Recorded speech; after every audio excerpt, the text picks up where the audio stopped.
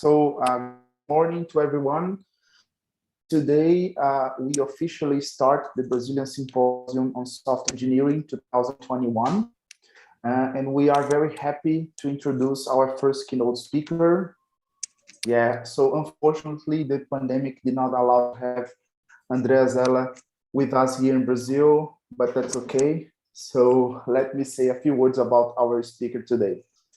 Andreas Zeller is faculty at the CISPA Helmholtz Center for Information Security and professor for software engineering at Saarland University, both located in Saarbrücken, Germany. His research interests are on automated debugging, mining software archives, specification mining, and security testing. Several of his papers have been proven to be highly influential in our field. Zeller is an ACM Fellow and also holds an ACM Outstanding Research Award. He also has several awards regarding papers in top software engineering conferences such as ISTA and ICSE. The keynote title is Illustrated Code, Building Software That Lasts. Andreas, so thank you very much for accepting our invitation. And now you can start your talk. Thank you so much. Thank you. Thank you very much, Marcio, and bom dia, Brazil. I'm very happy to see all of you here this morning. For you this morning, for me, it's simply afternoon. Let me share my screen in here so that you can actually see things. Now I don't see you anymore, which is a pity, but you should be able to see me. If you don't see me by any chance, just let me know. Just in case, let me see whether I can open the chat window. Yes, I see the chat window. So if there is anything, place things into the chat window. Hello, here I am. And if you have any questions, you can raise them there just as well. Or, well, and feel free to interrupt me or come up with anything, but we can also have a longer session at the end. So, where are we? Oh, I already clicked here on something. So this is the title, Illustrated Code, Building Software That Lasts. And what I'm proposing today is actually a new way of organizing our programs such that they last longer, such that they're more fun to read and to write, and actually bring together the best of multiple worlds. This is actually related to my own work at the CISPA Center for Information Security, which is a newly founded center that is dedicated to computer science and information security in Saarbrücken in Germany. This center, this is our current building. Just at this point, it's one building with about 150 researchers in it.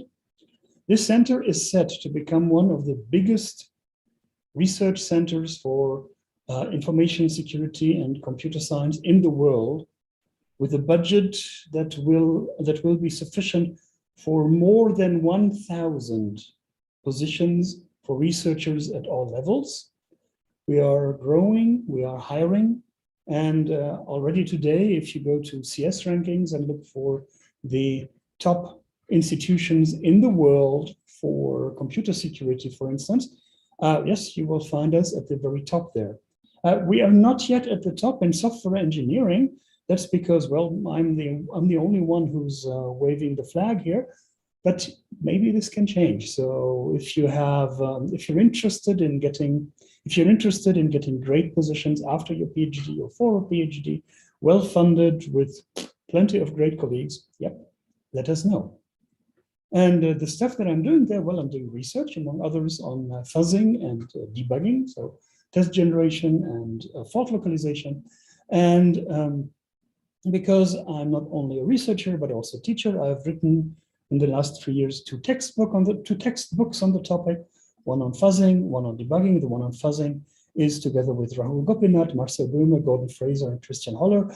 And in these two books, I have re-implemented lots and lots of techniques that have been discussed mostly only in academic papers before. And it was so much fun getting all of these things to run and to produce live results. The interesting way So normally when you write such a textbook, you write these with LaTeX or a word processor of your choice. You copy paste in your code and you hope that nothing gets lost during the entire thing. For these books, I took a very different way. Instead, what I did was I wrote all these books as individual chapters coming as Jupyter notebooks. Jupyter notebooks are super popular among data scientists. These are documents that bring together essentially three things. You have code. Well, code, we know code. We're software engineers. We know how code works. There's text, and interesting, there's lots and lots of visualizations, diagrams, and other stuff, which you can also put all in one single place. When you're writing with notebooks, you can benefit from plenty of interesting features. First of all, essentially, you can do what is called literate programming, meaning you can very well combine rich text together with code and thereby explain much better what your code does than would normally be possible in Commons. For doing this, you can actually go and you can make use of, for Jupyter notebooks, you make use of the Markdown language, which is a very, in particular compared to TeX and LaTeX, a very simple markup language, which allows you to produce input that can also be read as is. But you can always include LaTeX commands in there for formula, for instance, or you can also include HTML and even JavaScript. So you can actually have text that is interactive, so you can have JavaScript reacting to clicks and whatnot. This also holds for any outputs of your code.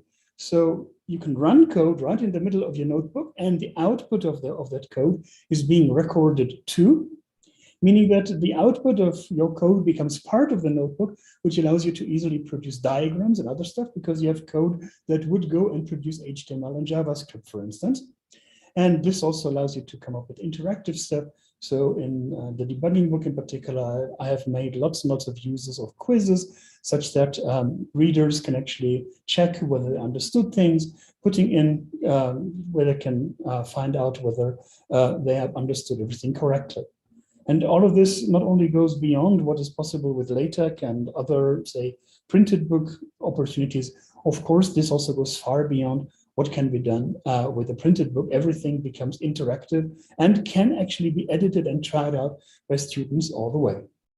And when I talk about rich outputs, well, the standard rich output in notebooks is data visualizations. That should be their prime usage, just as their prime set of users is actually data scientists. All sorts of interactive visualizations, great toolkits for that. But you can also come up and build your own. For instance, here's one. This is something I built for statistical debugging in order to highlight individual lines that are supposed to be error prone. And of course, you can also produce formula with that.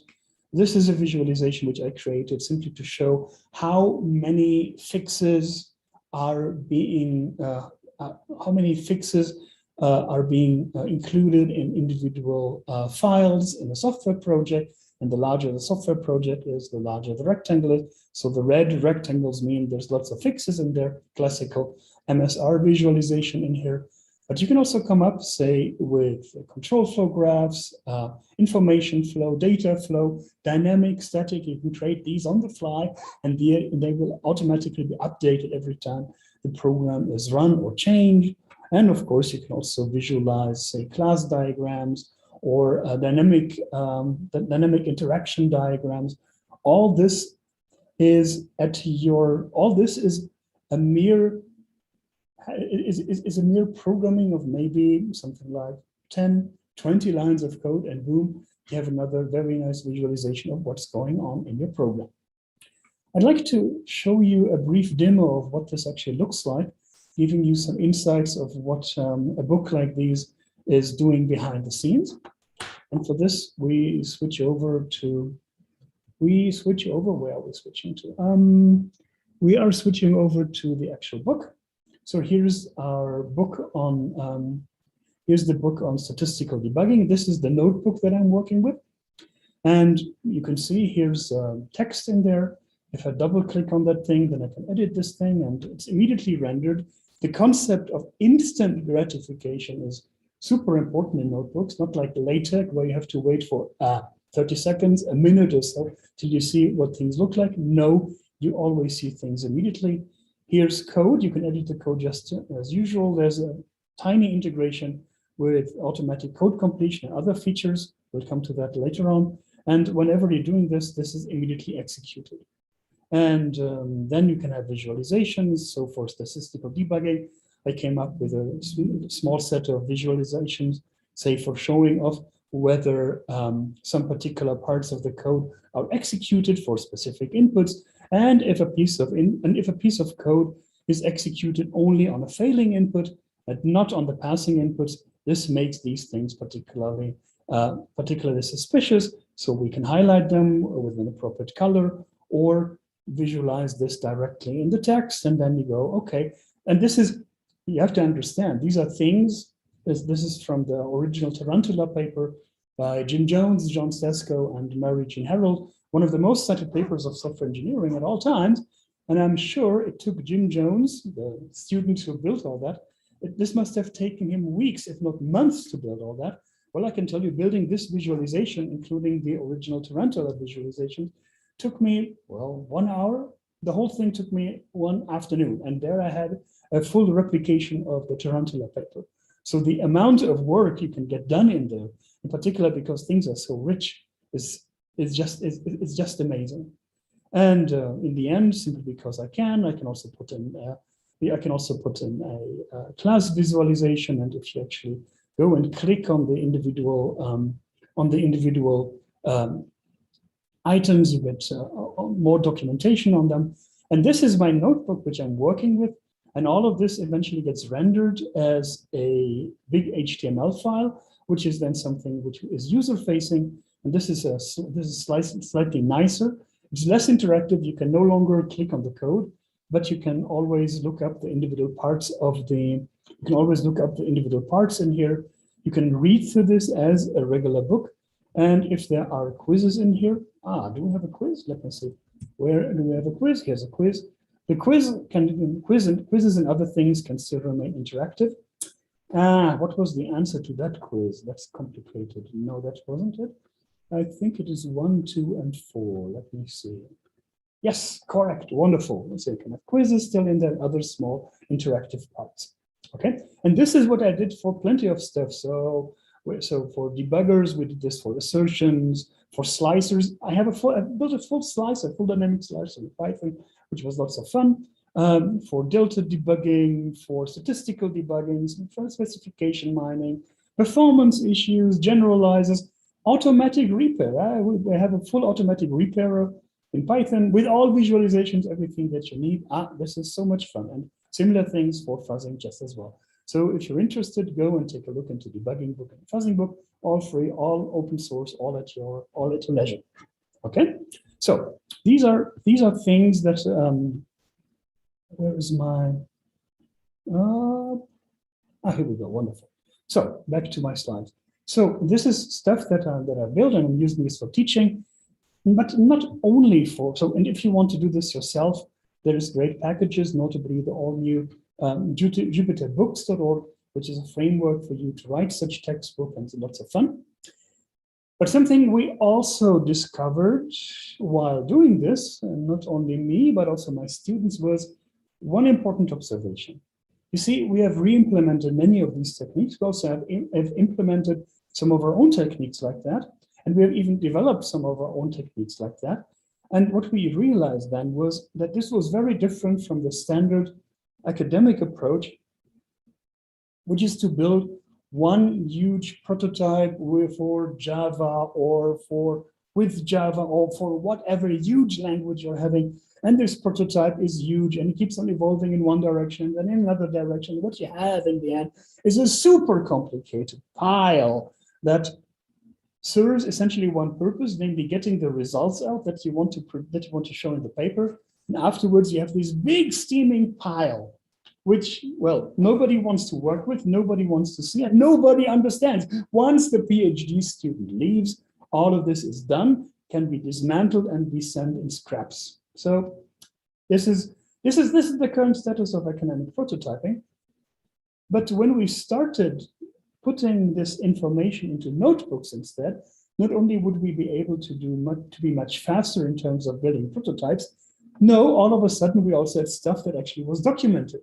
That was documented and that was consistent, and where we could rerun the entire implementation with all its documentation and all its evaluation in a single thing, and get all the results ready to produce them in a paper, but also to preserve them for future generations. This was a great insight, and we wondered, why haven't we done this early on? Why have we been building these horrible prototypes for 30 years when things could have been so much simpler? And this brings me to the actual topic of my talk, namely whether this notebook style of literate programming, rich documentation, can actually be a general model for coding in the large. Is this something which we could use for programming in the future? Not only for data science, but for coding in general. And this builds on something that, well, that we as software engineers have seen and deplored for almost 50 years at this point. And that is that the knowledge about code is very, very distributed, or better say, fragmented. Of course, we have the implementation. There always is an implementation, otherwise it wouldn't have something to run. Implementation goes into its code file, which essentially is an editor of typewritten code. There you go, put it all in there, compile it, you make it. But we also have interfaces, so how to use the whole thing. Either this is part of the language, say .c files have the .h files, or you have a separate reference document that describes how the whole thing should work. Separate already, if you're lucky, this is checked against each other, like say with C implementation and interface. If it's just a Word document describing the interface, there's no checking whatsoever. And then they have a specification, which goes into another document, also because mostly it's another language. You do have rationals that describe why the code is as it is. You may have that as comments in the code if you're lucky, but there's also styles that tell you that these comments should actually not be part of your code because they distract, and mostly because over time they get inconsistent with the code, so it's better not to have them in the first place. With the same argument, you also should not have any tutorials or anything. The code should just rule because the code is the only authority there is. We have tests. Oh yeah, we have tests. I'm in testing, so I love tests. Everybody loves tests because that's the biggest advances we had in the past decade. Better tests. Of course, these tests go into another document, but at least there's ways to find out whether the implementation conforms to the tests or not. So that's settled. But still, why the tests are as they are, what the tests actually do, there's no special support for that. Architecture, I'm not sure who works in architecture in here. Architecture typically is a separate document describing what the basic ideas of the architecture were. And believe it or not, half a year later, the code is no longer conformant with the architecture, nor is the architecture conformant with the implementation. But yep, that's how things evolve. Same goes for tutorials, same goes for questions and answers. Over time, so we have all these nice documents that talk about the code, but how do we go and keep all these things consistent with each other, other than looking at them, rereading them, and actually trying out whether what is, for humans, trying out whether what is in there actually works. And second thing, how do we get these in the first place? How do we get people to describe the architecture? How would we get people to write tutorials on how to use them? I mean, yes, we get people to write tests, that's a good thing, but other than that, yep, well, situation is not really great. And what I am proposing here in this talk today, which is fun, is to actually take all these things together and move them in one single place, namely one single document that contains and describes these all. And I call this concept illustrated code. Illustrated code simply means having all these things and put them into one place in a document that not only can be read as is, well, that's still simple, but I want a document that is executable, that is automatically self-updating, and that is also automatically self-checking, meaning that it always is up to date, and it automatically finds out whether there are any inconsistencies between all these different fragments.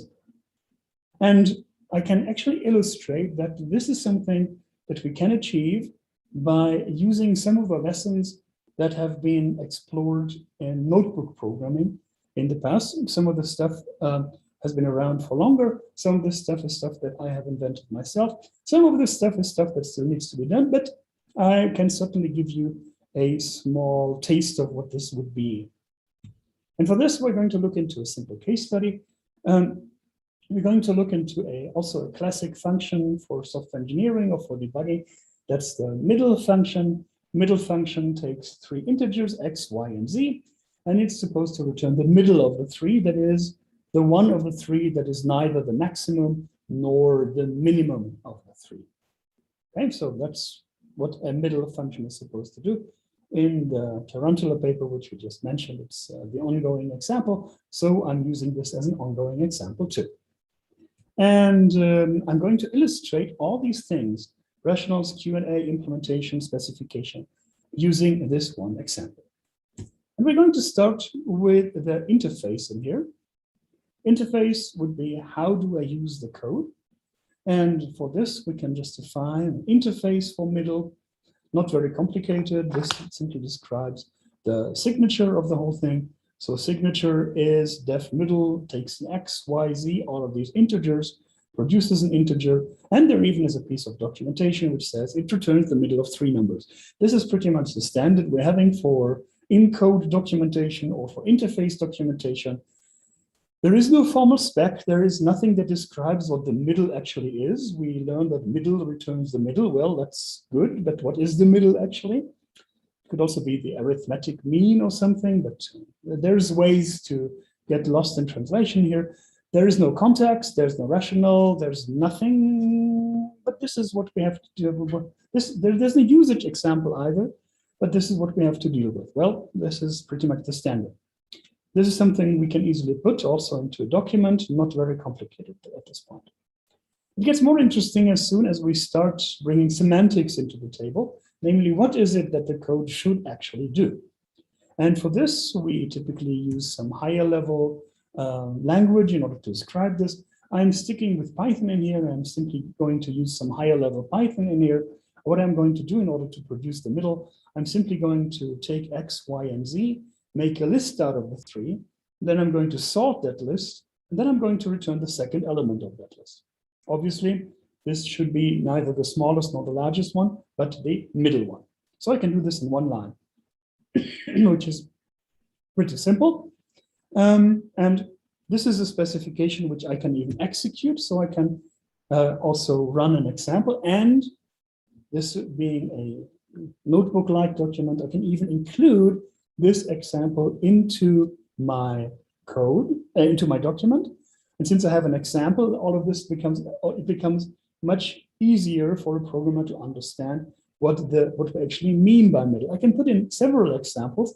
And the neat thing is that all these examples actually at the same time become tests, because if any of the execution fails, then we're going to get a document that is no longer executable.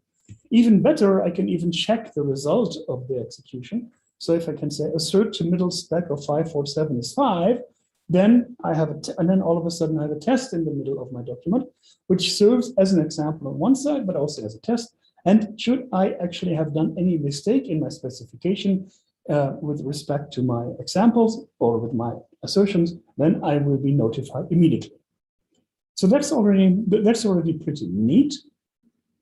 On top of that, well, if you think that this is just high-level stuff, I can also come up with all sorts of diagrams and more. For instance, in my specification, I could write that I want a middle server that provides a middle interface.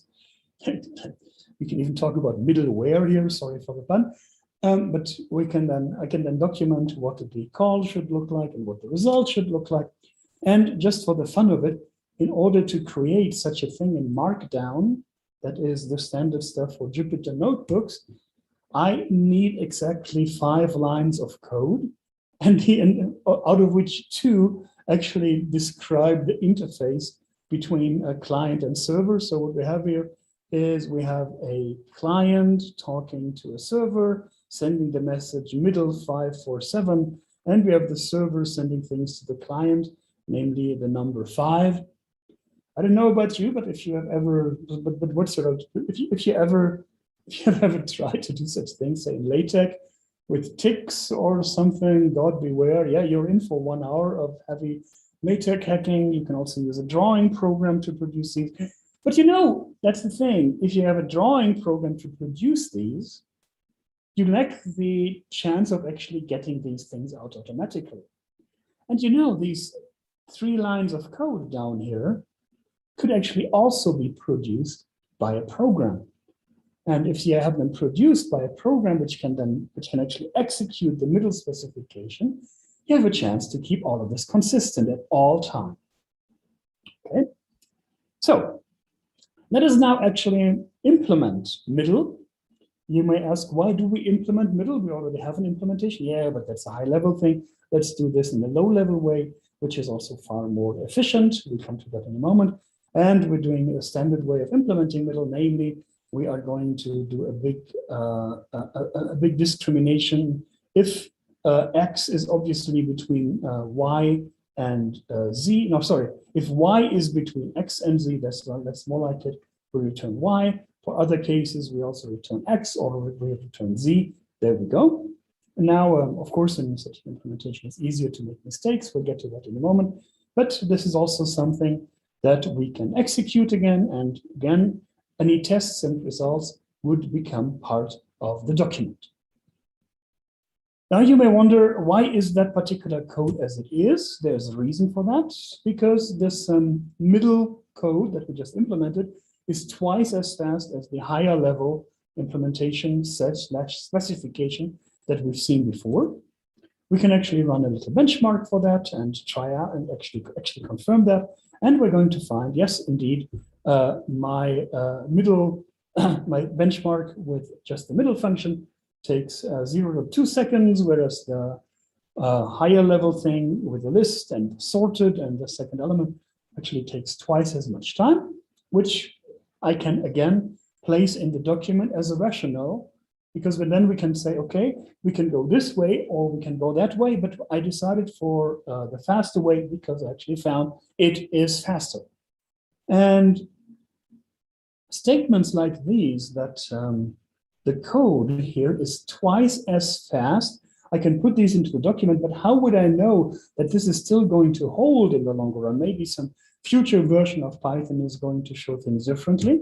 What I can do is I can put this into the code, so far so good, into the document, I mean, and then I can add assertions that automatically check whether the rationale holds. So what I can say here, okay, I said that middle is faster than middle spec, so I put this in as an assertion into the document, and I also say that middle is almost twice as fast as the middle spec implementation, and I can also put this as an assertion to the document.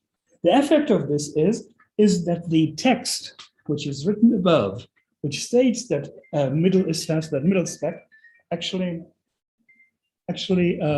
is checked automatically. And whenever there's an inconsistency, it will automatically be called by the failing assertion. So we can also check, this way we can also check whether the factual statements I make in my text will actually ever become invalid. Now we have tests. We can put plenty of tests into a document, and all of these, as we've seen before, can easily become example on what the code should be doing. If a test fails, that's the same as an example failing. Examples act as tests, so examples are tests, tests are example. Then you can actually use those tests to illustrate specific. You can use those tests in order to illustrate specific aspects of program behavior, because, well, every test covers a particular behavior. So you can actually use these tests to show off, and if in that case, the program does this, and in that case, the program does this, and for everything, you can have a little test, and you can have a little documentation that actually describes it. And you can actually analyze and report the test performance right within the document. For instance, you can visualize the coverage in here, books, and you can show off which part of the code is actually covered with the test that we've seen so far. And you can even put in assumptions about the coverage, because all of this is computed right within your document. If you say I have a coverage of 100%, well, you're not there yet with the test that you've written, because there are still a couple of lines which are not covered yet. So this return X, line 7, is not covered yet, and this line 10 is not covered yet. So the coverage is not yet at 100%. And this is all combined into one single place where you can check consistency. Of course, you can also have tests check the consistency against the spec. What we're doing here is we're producing 100,000 random values for X, Y, and Z, and we're making assertions that the code conforms to the specification. At this point, it becomes very, very unlikely that we're doing the wrong thing, but just in case. Again, these tests would be run and debugged right from within the document. And if you want to go really, really hard, you can also invoke a symbolic verifier on top of it. So this is a simple example invoking the Z3 solver. We are encoding the individual constraints, path constraints for each of the results right within the document in here. And in the end, we're checking if Y is between X and Z, is it possible that the middle number being returned is not Y? Well, it turns out that this is unsatisfiable, so we have just proven correctness of our implementation. I'm not going to go into all the different, I'm not saying that this enables in any way large-scale symbolic verification. Again, if your program has loops, if your program has recursions, you still have to find appropriate invariants, and you need to get things to scale and everything. But what I'm saying is that you can actually integrate all these tools and do whatever quality assurance you like. As long as it's executable, it's all fine. Architecture, you can write code that easily extracts architecture diagrams from existing code using reflection, which means that these are going to be up to date just as well. So here's again a middle server that has three methods, middle, min, and max.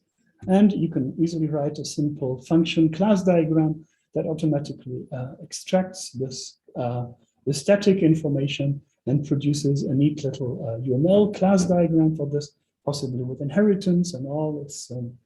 That's really a case of a few minutes in here. And if you know how to do it, then it's also a case of a few minutes of programming of how to extract dynamic behavior. Again, using dynamic instrumentation, you can get a log of all the individual calls in your program, and this can then easily be translated into a dynamic interaction diagram. And if you think that this dynamic interaction diagram looks suspiciously like the one we had earlier in our specification, well, this means that we can actually compare the actual diagram of the actual behavior with the diagram that we have seen earlier on in our specification and detect mismatches. It's actually just a matter of comparing two strings, because these strings are rendered as diagrams.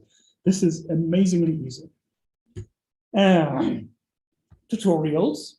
You want to have parts in your code that show how to use or how to extend the code, and you can easily make your document contain instructions on how to run things. So if you want to run the code, this middle code, you have to install the debugging book as a Python module, pip install debugging book, there you go. This is actually executable. So this is a shell command which is executed the very moment we run the document, meaning that if you run this document, not only will the code be tested, but also its installation will be tested. And then you can go and import the code and try it out again, just as you like. And this again is executable, is executed, and thereby also tests the tutorial and can again ensure consistency between what is deployed and what you have implemented. And of course, you will also be notified as soon as some part of the installation or of these instructions don't actually work. So last part, question and answers. We all are big fans of Google and Stack Overflow. We get an error message. What do we do? No, we do not look up the language reference. We immediately jump to Stack Overflow to find out whether anyone has seen that thing. And yes, then we find a solution. And it turns out that this solution actually doesn't work, or this solution actually refers to some old version of the software and no longer is up to date at this point. Yeah, and then we downvote the answer, we come up with another answer, but then it turns out our answer only works on Ubuntu Linux, and those poor folks with a Mac or Windows machine didn't actually need something different. It's a pain. What we can do, however, is we can have our document, again, also contain questions and answers. With this actually requires that the document, or at least the section, be editable by several people. And then you can integrate parts that allow you to ask questions. And these questions would include code that, again, is automatically executed. And you can have answers with other code that then shows how things should be done. You know, for this, there's plenty of opportunities for collaborative work, for joint debugging. And, you know, in contrast to your usual console or debugger session, you can actually preserve all the input, all the output of everything that you're trying out, and make this actually part of the documentation, or at least log this for your own purposes, such that you can later look, what did I do? What is the current status of things? What didn't work? What works? There are many, many opportunities in it.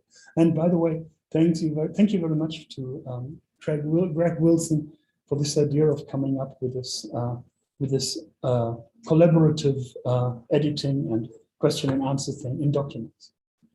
So this is the concept.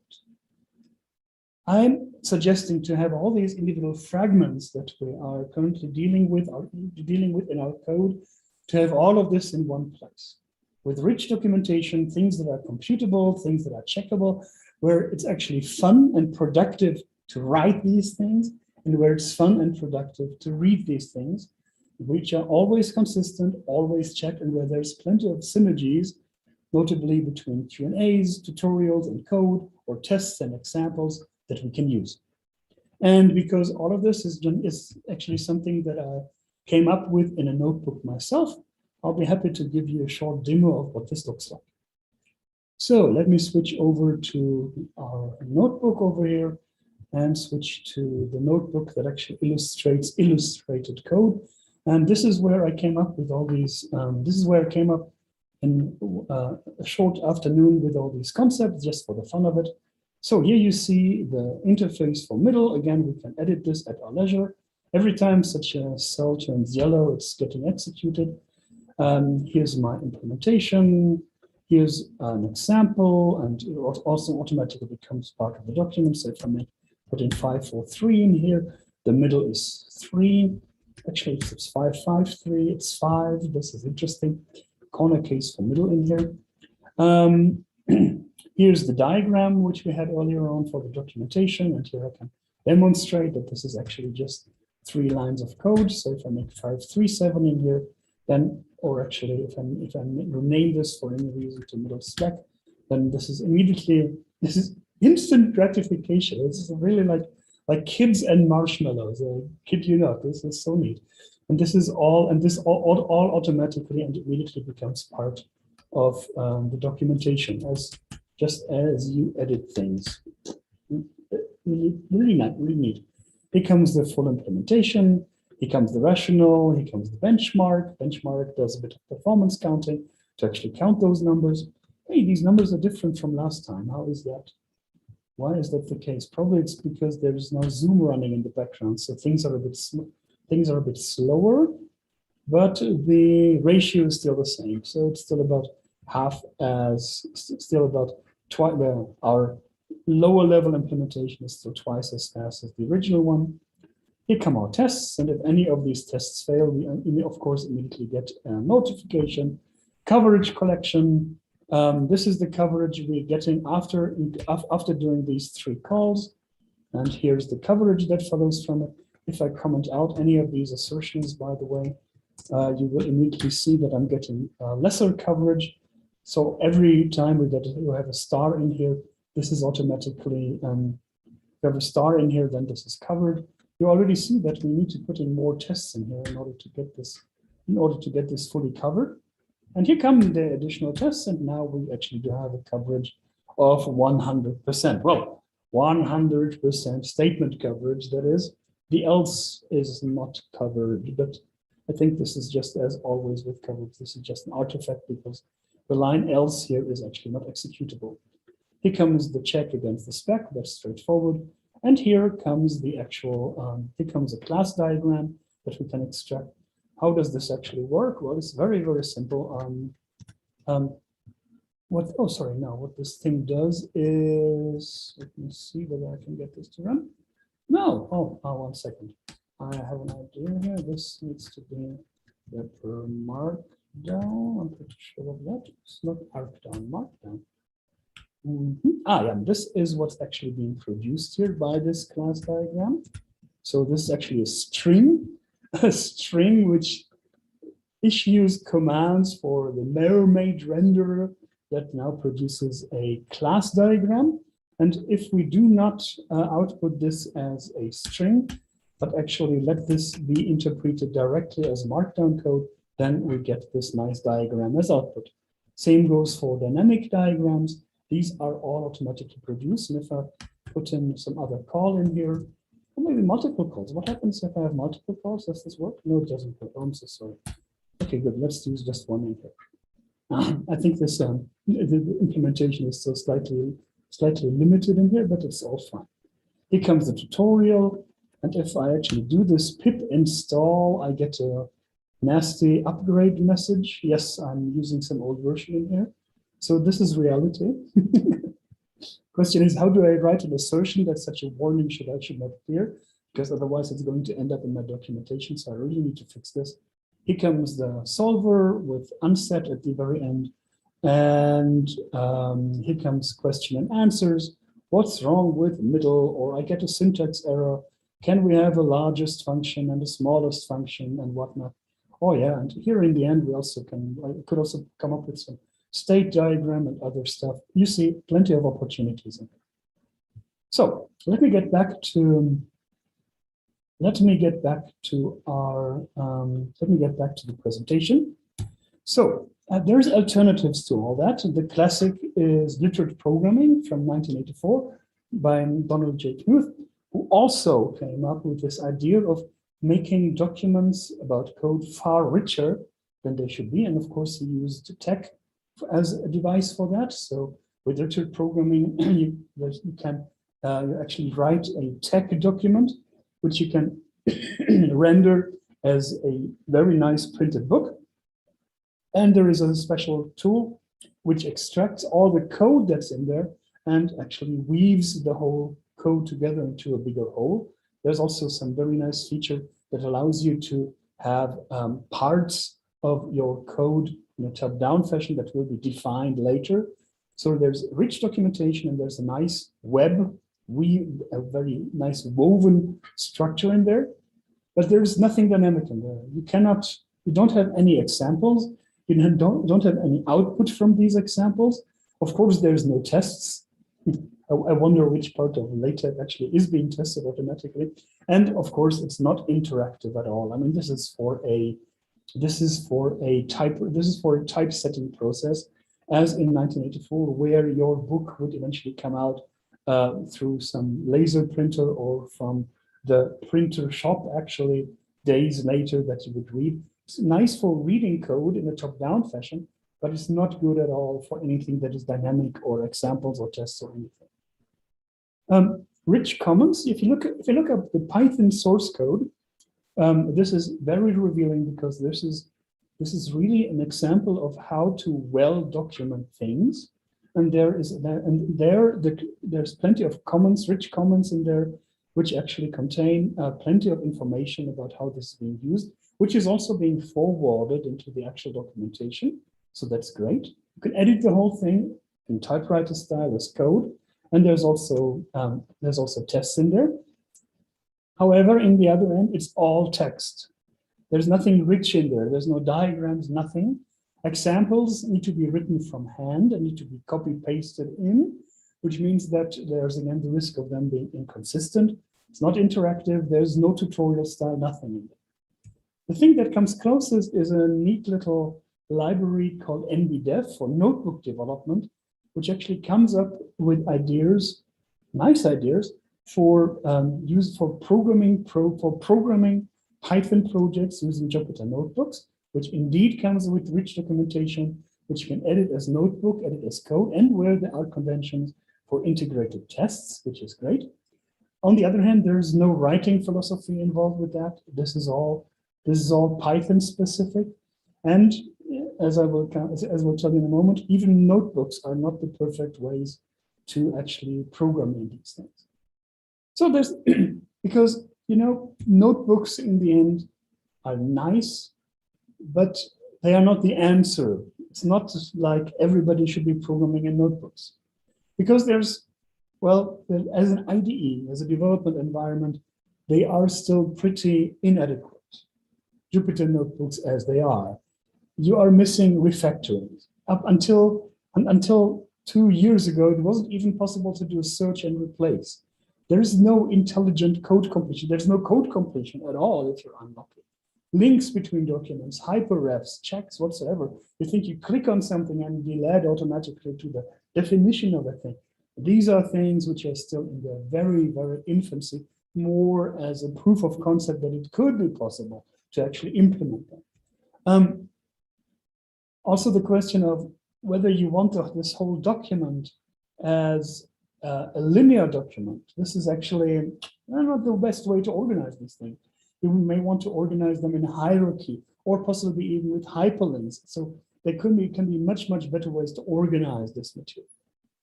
One thing that frequently strikes newbies with notebooks is that there's one single global state in the Python interpreter behind the notebook, which can be very confusing if you execute things out of order.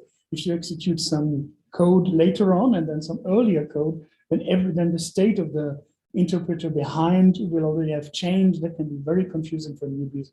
We can do much, much better with that. And right now, it's not even possible for a notebook to import another notebook. Can you picture that? So far for programming in the large. You see, you can hack the Python loader, or hack is a harsh word. There is a documented way of doing that. You can set up the Python loader such that you can also load notebooks, but then you also need to come up with conventions of which parts of the notebooks you want to import, because when you import a notebook, you normally do not want to import all the tests as well, let alone run them. And this is also all in its infancy. It is possible to do these things, in particular for a project, say like writing a book or writing a library, but you have to reinvent the wheel very, very often. And then finally, Python is a great language for prototyping, but if you want to program in the very large with anything that would go beyond, say, 10,000, maybe 20,000 lines of code, you can enhance Python with static checking, and it's going to find a couple of extra bugs, but at some point, you're going to suffer, and when you start to realize that you suffer, you already have invested too much, so it's a bit too late. On the other hand, IDEs, as we have them right now, are not the answer either, because, well, what you're having essentially is a big typewriter document, and it's all typewriter centric, and there's nothing beyond typewriters in there, where you actually want rich documentation, interaction, examples, tutorials. Nothing of this is provided by an IDE. Maybe, just maybe, you think, well, maybe I can put the code into my IDE, and then I'm doing all this tutorial stuff in my notebook, but then you're losing an important point as well, because the neat thing about the document, such a document, is also that you can put in a piece of code, a piece of text that explains things, then you come up with a function implementation, then you come up with a couple of examples that test that function, then comes the next implementation, then comes the next implementation. It's this intertwining which actually makes the whole thing so enjoyable to read and to follow. And this is something that you would lose if you say, oh, I'm going to put the code into my regular editor. And you want a document that captures all these code aspects and where you're able to check consistency at all times rather than a dozen fragments. Okay, what does this leave us for us to do? Well, there are things to be done, plenty of things to be done.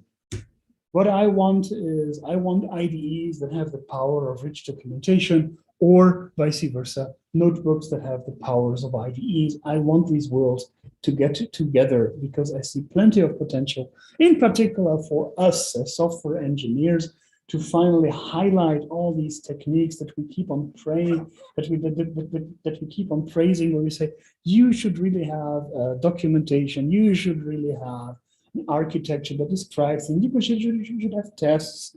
And yes, we keep on saying all these things, and yet developers don't like it.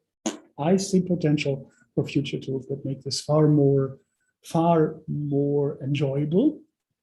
We want notebooks and this whole ecosystem to be far more flexible in terms of languages. We just have that Adolfo Neto just put this up. Shouldn't this be multi-language, multi-paradigm? Oh yes, they should. Every language on earth should have some notebook support at some point. And these notebooks should also be first-class citizens. That is, we should be able to import them or include only parts of it, say include just the test, include just the definitions. There is still so many things that we need to develop and build and research. Also, how to make them collaborative, how we can make people work together on all these, how we can do better debugging in notebooks. Debuggers in notebooks is a new thing, but I'm actually thinking about why should we go and have and support this style of going stepwise through a program when it went from a pedagogical point. It would actually be much better if you would write down your thoughts and your experiments and the results of these experiments explicitly rather than keeping this all in your head. But yeah, that's also something that should all become future research. And this is what I would like to, this is what I'd like to give to you, some inspiration about what coding could become and what coding could become in the future, namely by adopting the best of, well, what I call typewriter programming and notebook programming, bringing these worlds together to get the best of all, and also to promote several of the concepts and abstractions that we as software engineers have been begging people to do for decades. So, summary of illustrated code. I've shown you that we do have plenty of ways to express our knowledge about code, but it's difficult to keep all this knowledge consistent, and it's difficult to get developers to write these in the first place. My suggestion for this is to have everything about a piece of code in one single document that is executable, self-updating, and self-checking. We can make these documents extremely rich and attractive by putting in all sorts of diagrams, interactions, hey, maybe even quizzes, this could be fun, into what so far are big deserts of typewriter letters. We can make them so much more attractive and so much more illustrative, such that it's much more fun to work with them, to extend them, and also safer to work with them and extend them, because any inconsistency would be caught immediately.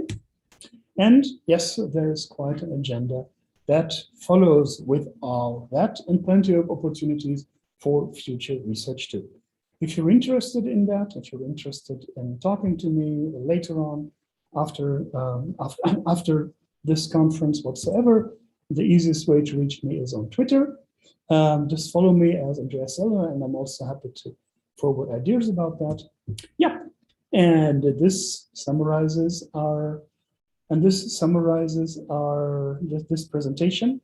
of illustrated code, and I am happy to take questions. Thank you very, very much. Thank you very much, Andreas Zeller, for this great talk and inspiring talk, right? So we have plenty of time to questions. So any questions now? There's a couple of questions in the chat window. So if you want to, I can just go and I can just go and pick them up. Yeah. So what do we have here? So Adolfo Neto says, notebooks are a great idea. I agree. Elixir now has its own notebooks called Livebook. Yes, please, everybody, please check that out and toy with it. There's lots of developments around notebooks. So there's plenty of people building their own extensions and everything. It's sometimes a bit uncoordinated, and in most cases it helps to address a particular itch.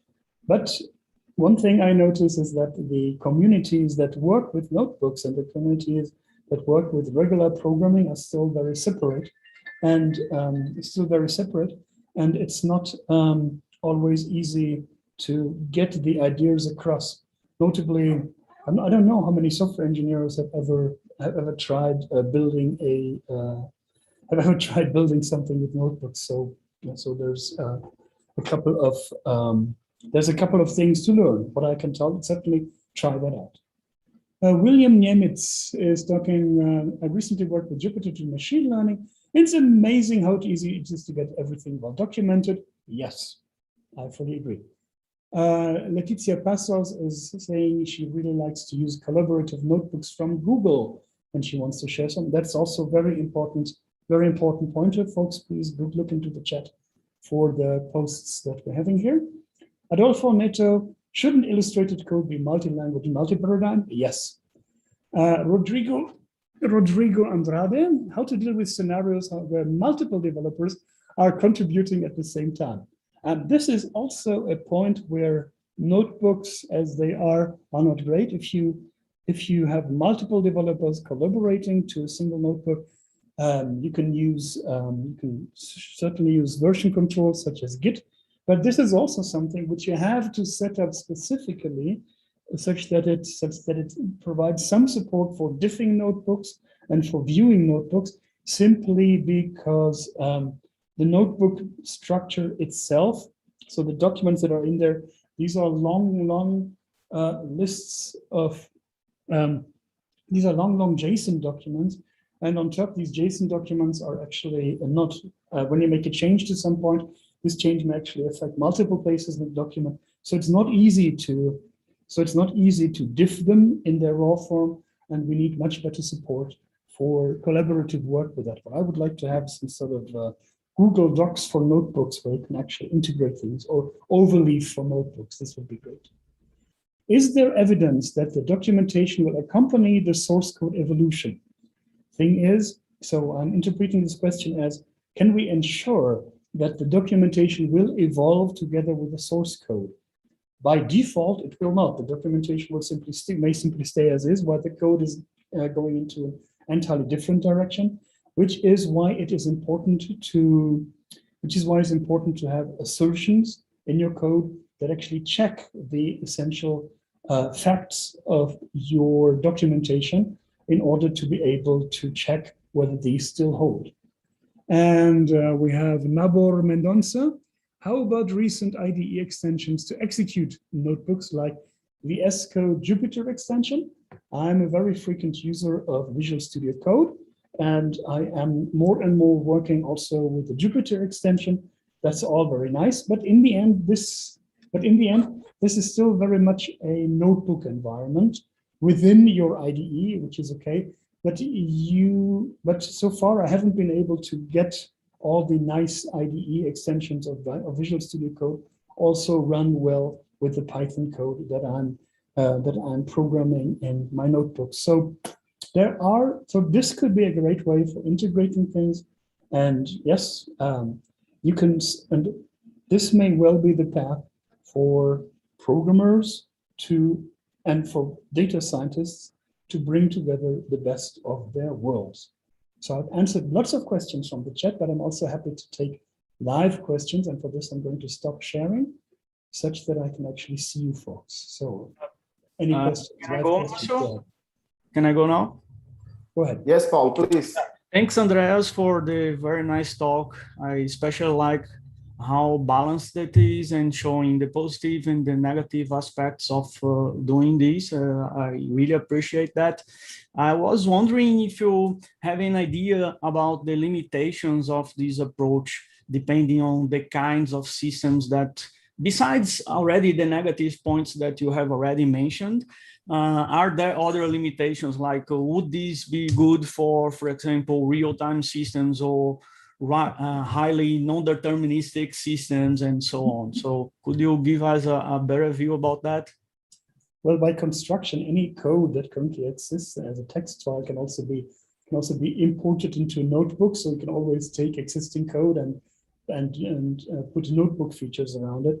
The challenge is to actually get the code to run. But this is a challenge that you are also facing whenever you get code from someone else, meaning that it is actually important for developers to provide a set of examples such that the code is actually executed.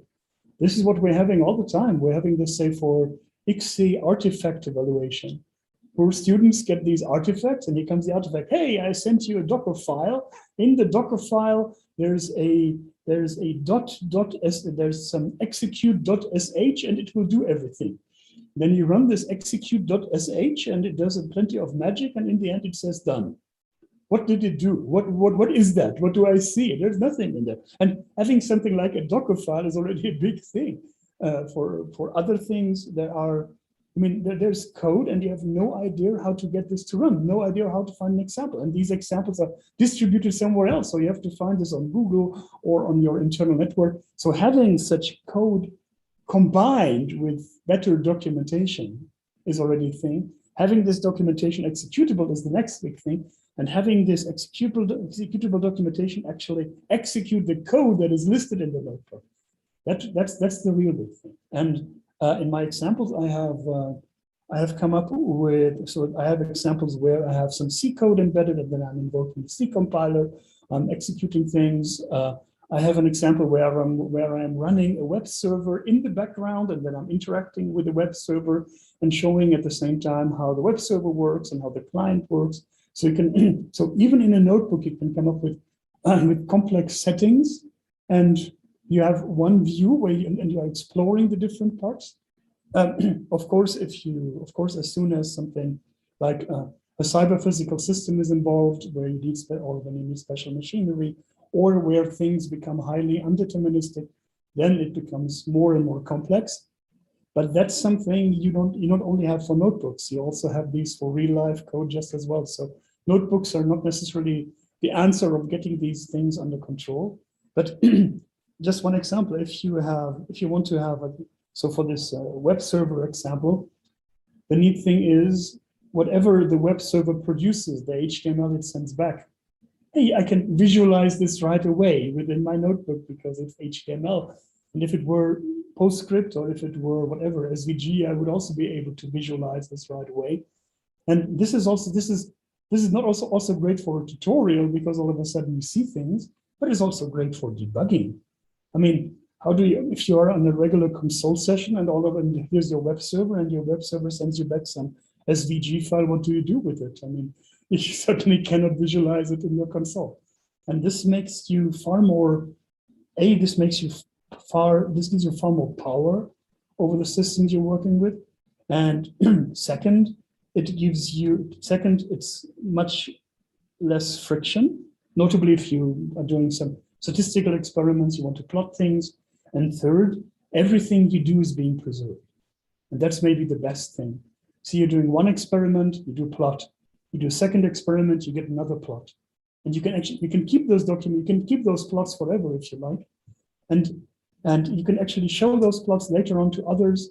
And it's not like, say, in your typical whatever debugging session where everything gets lost over time and the code then is the final result. But all the other steps can also stay within your document. And I think that's a great plus. Okay, thanks a lot. Yeah, so next question, Igor, please go ahead. Hey, Andreas, great talk. I really appreciate it. So I am a big fan of notebooks for multiple reasons. But I've been seeing recently some people just trying to knock it down, like saying that it goes against a lot of good practices that we have in software engineering. So playing on both sides, like trying to help software scientists, like other science researchers, to follow good practices and using notebook to teach them. I can see that this can be used for the good and for the bad. So like they use the global namespace as something that is out of there. So how do you see that, and how can we as software engineers try to empower notebooks to also teach people to use good practices? So so the way that I am using notebooks is very different from the way that data scientists outside of computer science notably use notebooks. Last year we had an intern here at CISPA, Madeleine Andrews, and she was going and analyzing. She was going and analyzed lots of real-world notebooks. And yes, what can I say? The word class to start with doesn't occur. So there's no big structure. There's not much in terms of importing. There's a huge global namespace, and people in data science use these notebooks not for programming.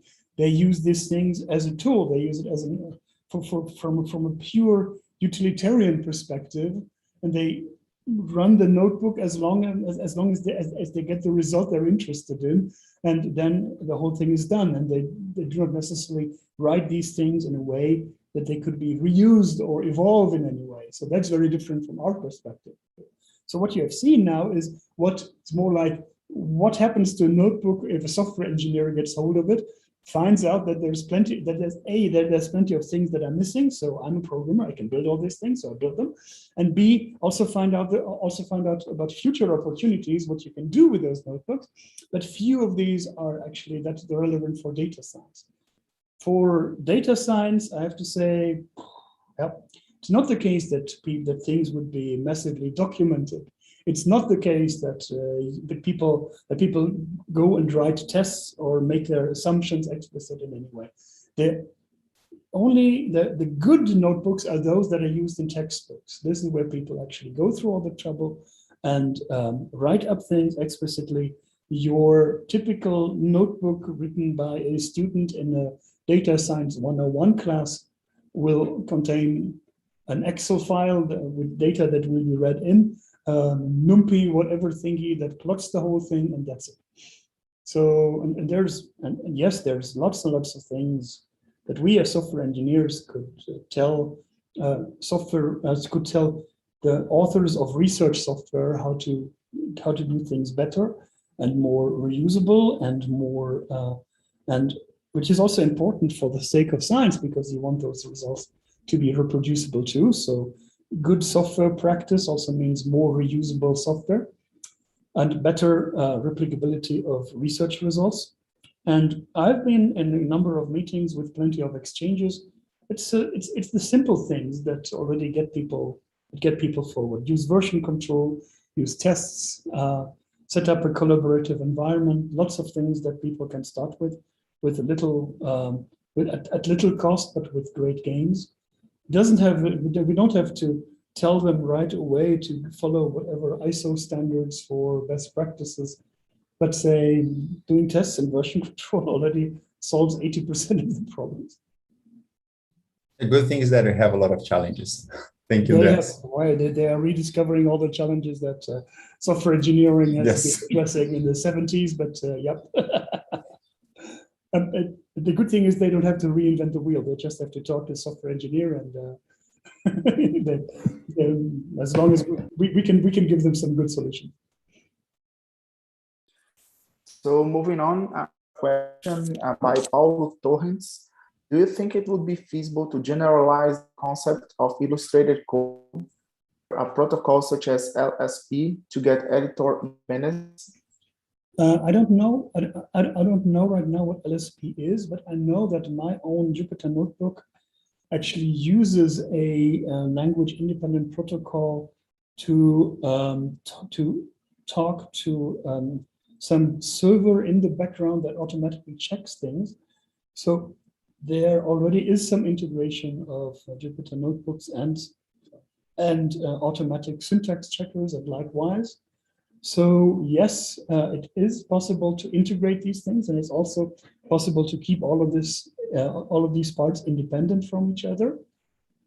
And sure, in principle, all of this is feasible. Well, we can program anything, but the question is how to actually get there, and how to get these tools to become solid, and how to get these tools to be widely adopted. And this also, yes, the language server protocol. Thank you so much. And this also goes into the question of Hilma Neri.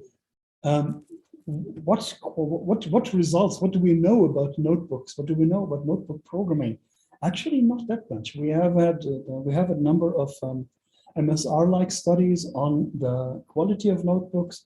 I have been involved in a very nice project on how to improve the quality and how to improve the replicability of notebooks using static analysis and finding dependencies between cells.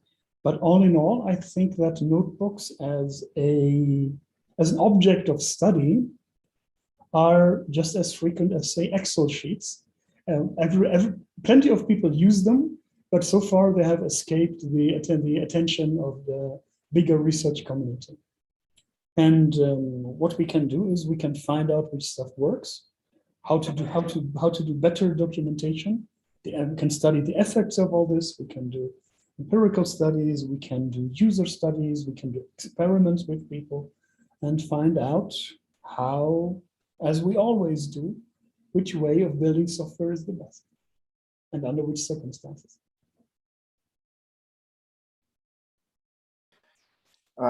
Yes, so Paulo Torres said that LSP is language server protocol. I'm not sure if you saw it.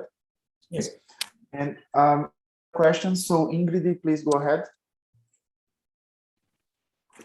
Thank you very much for the talk and also being here in CDSoft. I think you've been doing a great contribution to the software engineering in the world, and it's very nice to have you here. While you're explaining things, I'm trying to think how real software would be written in Jupyter notebooks, because Jupyter notebooks are linear. So you understand, for instance, if you start with some data in a particular state, you understand what's going on with the data. But when you have software, you have modules and you are in the presentation layer and then you go somewhere else. So the software is not linear. And then usually when we want to explain behavior, then you're going to take one request, for instance, and show all the way that things go. So I wouldn't understand, I'm trying to really figure out how this could be feasible, like in a real software.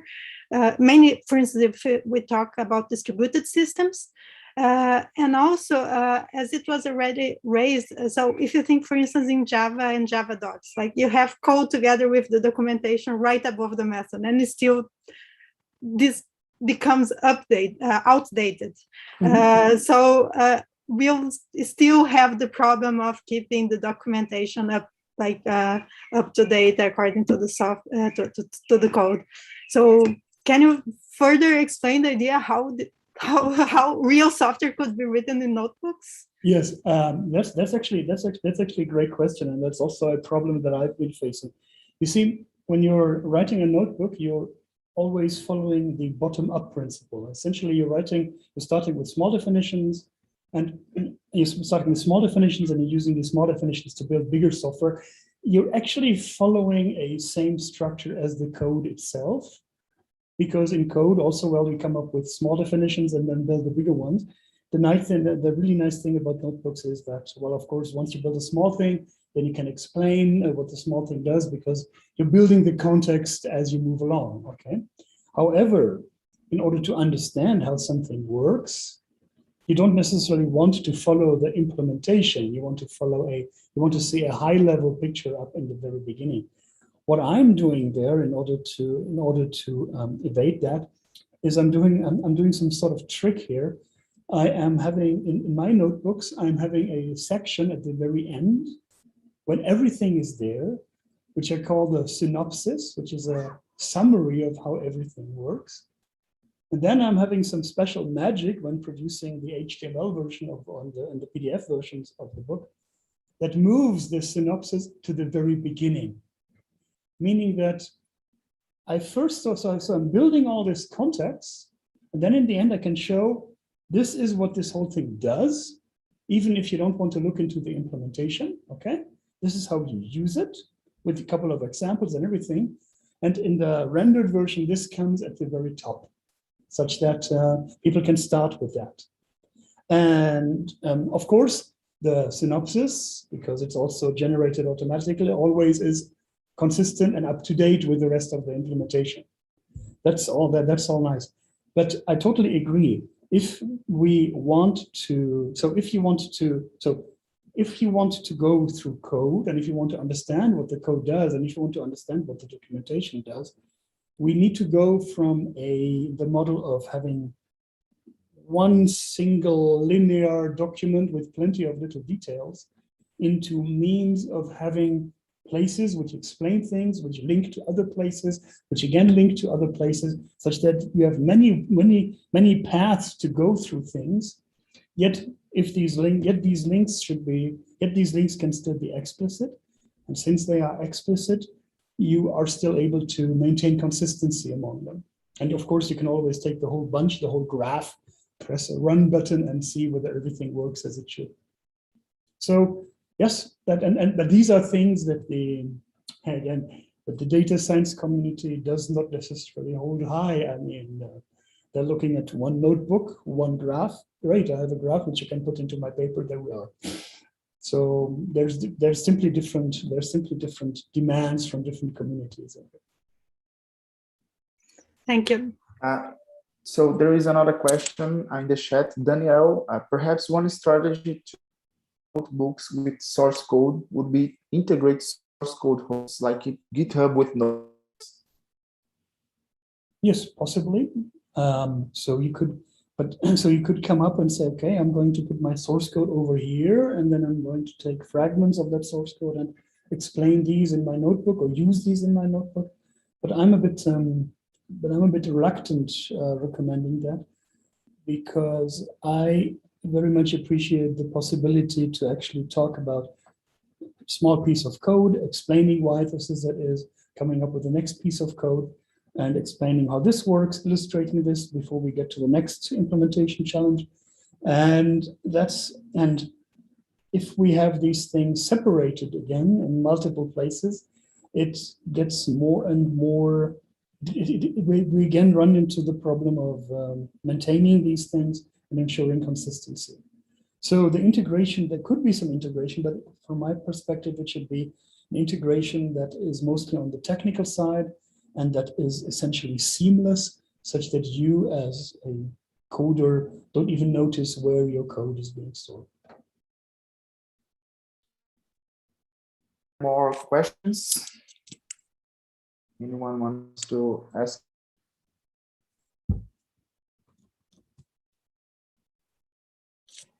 So, Andreas, Ingrid, go ahead, please.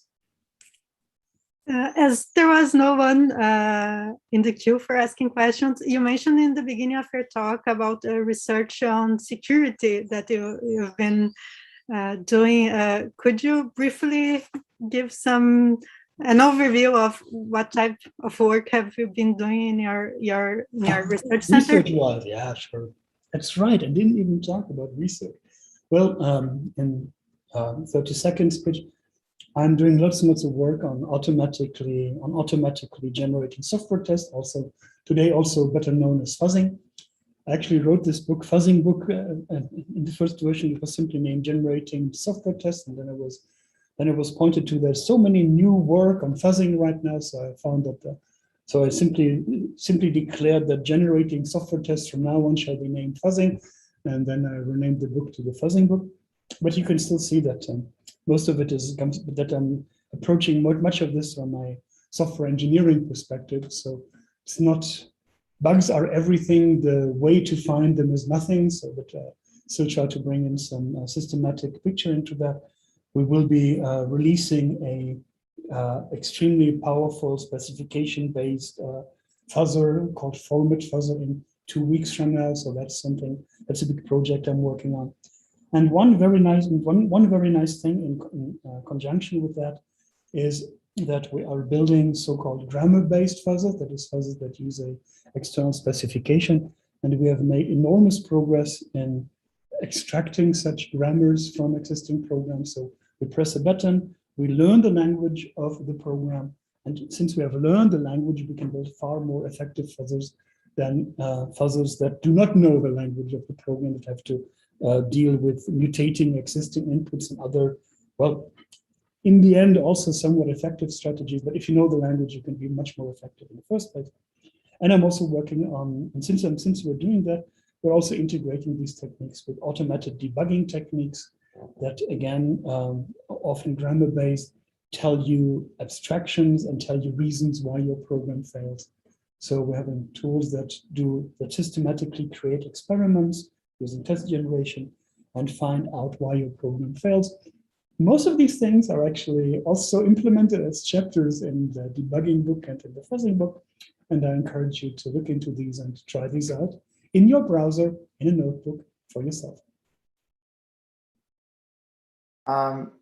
Any more questions? So I have one, Andreas.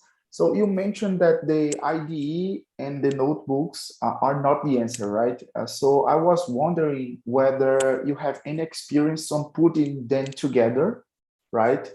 And how do you see the productivity of the developers when they are using both? So can you share some experience on this front? I wish I had the time to do all that. The simple thing is, I'm writing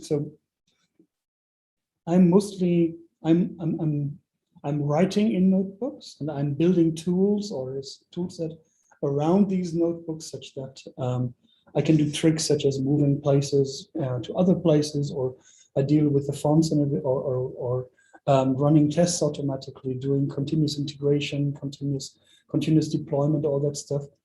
So that's the fun part. If you write a book like this, it actually becomes a big software project with everything that follows, including automatic checks, automatic static checks and all. So this already keeps me pretty busy. So I'm afraid I am not able yet to spend more time contributing to the development of Jupyter notebooks or the integration of similar ideas into IDEs. But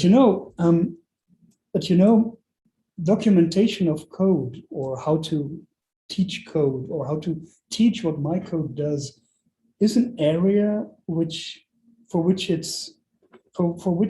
I think we as software engineers have a duty to shed more light into things, shed more light into the question of how people understand code, whether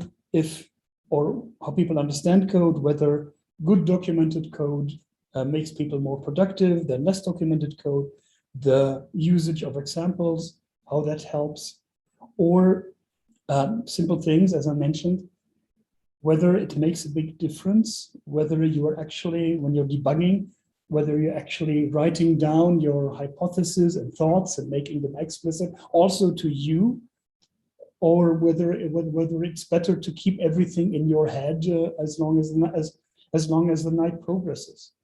So documentation, debugging, specification, these are all activities that make up lots of programming.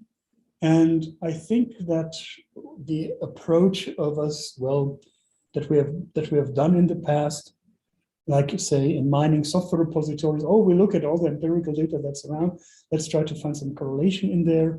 Or as with program analysis, we are building some new tool to analyze existing code, let's see whether we can get this to scale.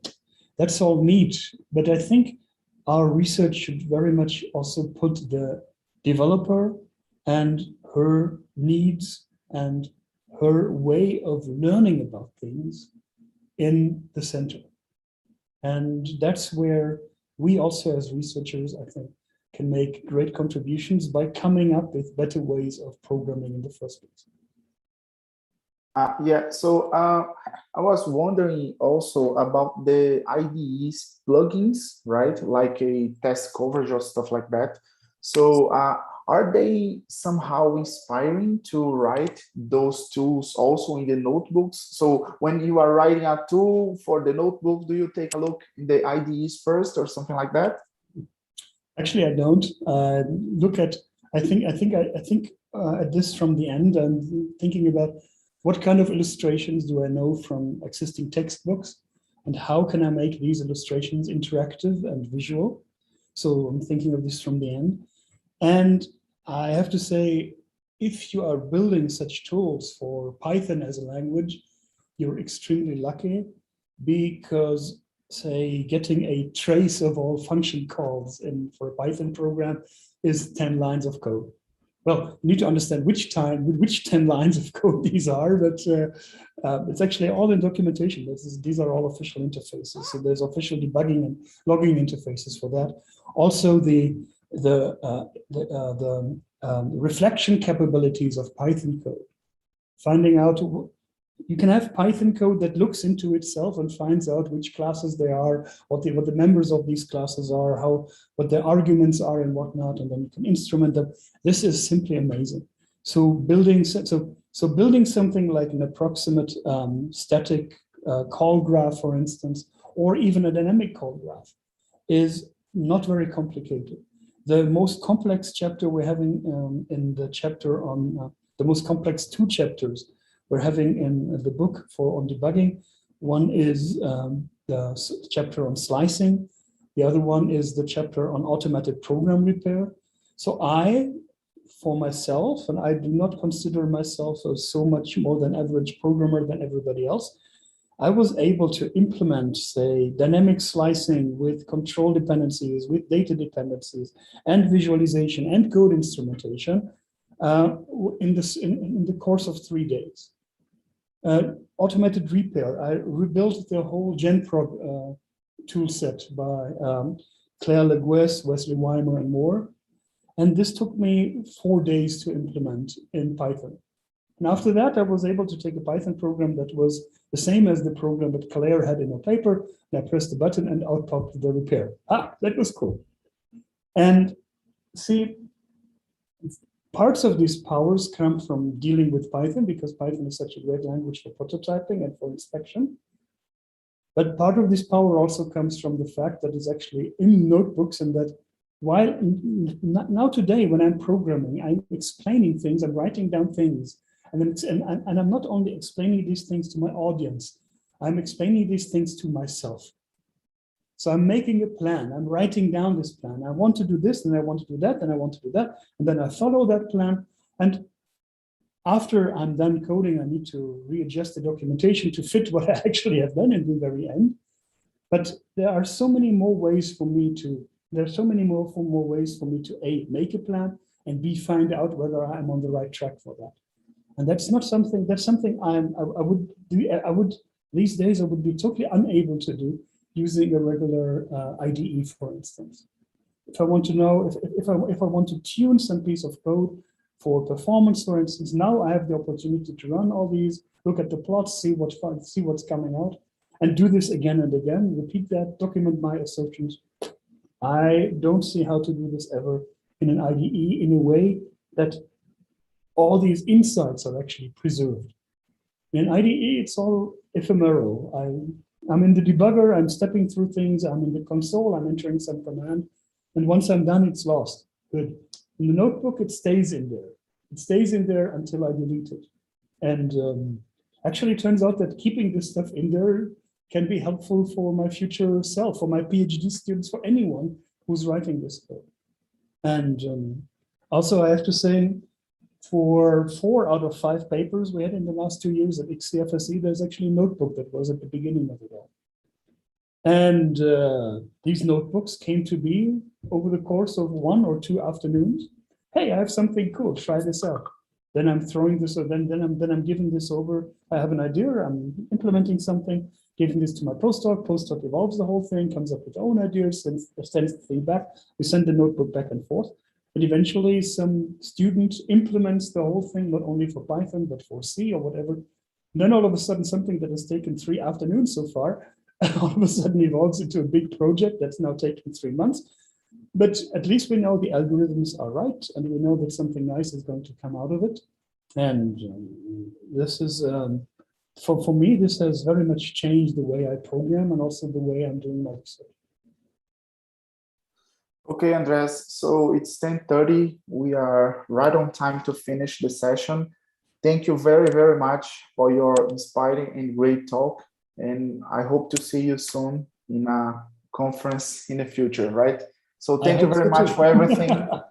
So, thank you very much, and bom dia again, and see bom you dia. soon. See you soon in Brazil or elsewhere. Okay, thank you. Bye-bye. Bye.